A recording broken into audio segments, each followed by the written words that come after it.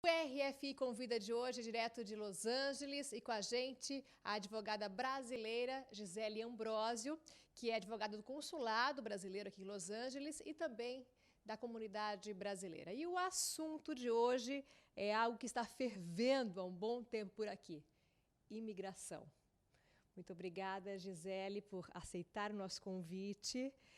E eu queria que você começasse fazendo uma avaliação desses 2 anos e meio de governo Trump e como tem sido para os brasileiros que moram aqui e que não têm documento. Obrigada a você, Cleide, pelo convite. A situação dos brasileiros aqui mudou, sim, desde que o governo Trump entrou. As pessoas têm sentido muito mais medo, muito mais apreensão, mas dentro do possível a gente tenta acalmar, explicar, fazer eventos explicativos para a comunidade, para que elas entendam a lei e saber que nem sempre o que é dito vai afetar a comunidade em si. O presidente anunciou há alguns dias que mais uma ação deve estar por vir. Ele disse que pelo menos em 10 cidades vai ter batida da Polícia da Imigração para mandar embora quem não tem documento. O que esperar desse novo movimento? É um novo movimento dele? É dentro daquilo que ele sempre fala? Está dentro do que ele sempre fala, né? A gente já conhece essa ação dura da imigração dele como uma marca registrada do governo Trump. Mas, na verdade, nós não sabemos o que esperar dentro dessa ação que ele está pedindo. Por quê? Porque, para isso, ele precisa ter mão de obra, ele precisa de homens, de oficiais da imigração que possam ir deter essas pessoas. Nós sabemos que são 11 milhões de indocumentados, né? Mas ele diz que vai focar nas pessoas que já têm ordem de deportação prévia ou que cometeram algum crime. E como que os brasileiros estão sendo afetados? Eles estão sendo deportados, estão sendo barrados na entrada aqui do Brasil, não estão recebendo visto? Como que tem sido para os brasileiros?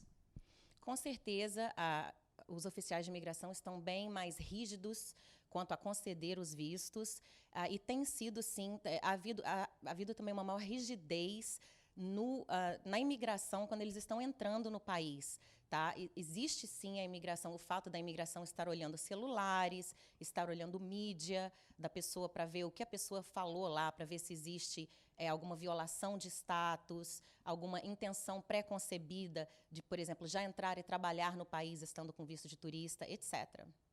E isso, inclusive, de ver Facebook, mídias sociais, agora também vai funcionar para pedir o visto no Brasil para entrar aqui nos Estados Unidos, não é mesmo? Exatamente, Cleide. Isso já vai estar funcionando no Brasil. Eles vão estar olhando, sim, as mídias sociais da pessoa. E é importante que a pessoa tome cuidado com o que ela está postando sobre a vida dela cada vez mais. Mas isso não entra numa invasão de privacidade? Eles têm o direito de fazer isso em nome da segurança pública do país, né? Inclusive, quando você está no aeroporto, você está numa área federal, tá? Então, eles têm o direito, sim, de olhar o seu celular, de olhar os seus e-mails, de olhar a sua mídia social, e isso tem acontecido com cada vez mais frequência.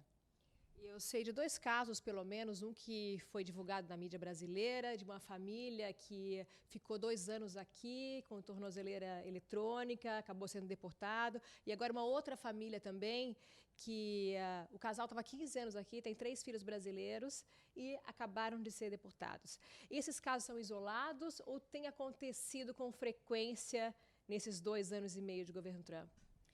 Infelizmente, não são casos isolados, não, Cleide. Tem acontecido com cada vez mais frequência e, como eu disse, principalmente as pessoas que já tinham ordem de deportação anterior ou que cometeram algum crime em solo americano. Essas pessoas, sim, têm sido o objeto maior do governo Trump em matéria de deportação. E a gente fez bastante matéria sobre aquelas crianças que estavam separadas dos pais. Aqui nos Estados Unidos tinha cerca de 50 crianças brasileiras. Qual que é a situação hoje? Tem crianças separadas das famílias aqui hoje ainda? Que o consulado tenha conhecimento, não, Cleide. Essa é uma notícia que eu posso te dar com alegria no coração. Hoje que nós tenhamos conhecimento, no consulado não existem crianças detidas nesses centros de detenção. Mas nós sabemos, por exemplo, que o governo está criando um novo centro de detenção para mais de 1.000 crianças, que estará sendo inaugurado em breve no estado do Texas. E nos casos de quem está pedindo green card, que tem direito de pedir green card ou visto de permanência aqui nos Estados Unidos, ou até mesmo cidadania, está demorando mais? Qual a situação?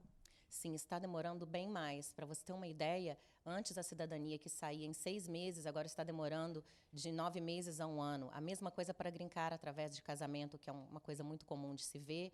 Tudo tem demorado bem mais.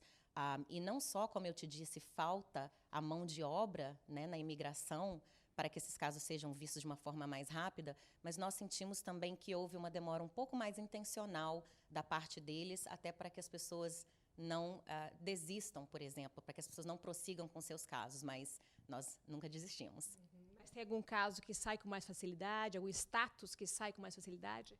Sim, os vistos, para certos vistos de trabalho e, por exemplo, para os vistos de habilidade extraordinária, eu tenho tido 100% de sucesso neles. E quando você pede com um premium processing, que é uma taxa que você paga especial, a resposta desse visto pode sair em 15 dias. Mas isso, como eu disse, são somente para certos tipos de visto. A gente fala bastante também dessa caravana que está vindo, né, de Honduras, da Guatemala, os mexicanos que atravessam o deserto a pé. Tem muito brasileiro também nessa situação que atravessa a pé a fronteira aqui com o México?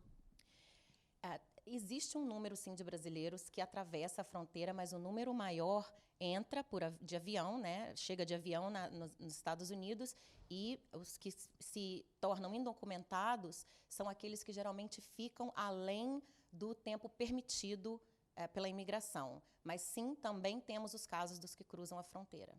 Vocês têm notícias de coiotes que vão até o Brasil para tentar trazer pessoas para cá? Sim, nós tivemos notícias disso há um tempo atrás, e é uma coisa bastante preocupante, porque nós sabemos de como é arriscada essa travessia, né? E é algo que definitivamente nós não aconselhamos ninguém a fazer. O perigo é imenso de vida, né?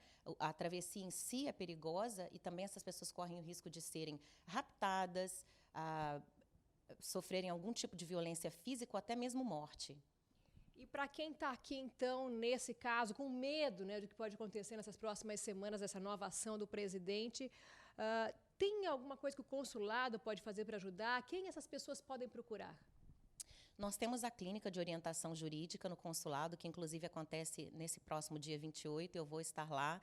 Essa clínica é oferecida uma vez por mês pelo consulado, ou, se as pessoas tiverem dúvida, elas também podem mandar e-mails ou ligar, obviamente.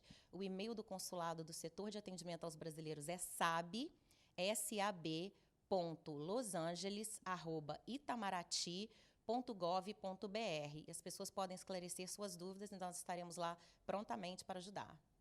Muito obrigada. Obrigada a você. O RFI Convida de hoje foi direto aqui de Los Angeles, e nós ouvimos a advogada brasileira Gisele Ambrósio. Obrigada novamente.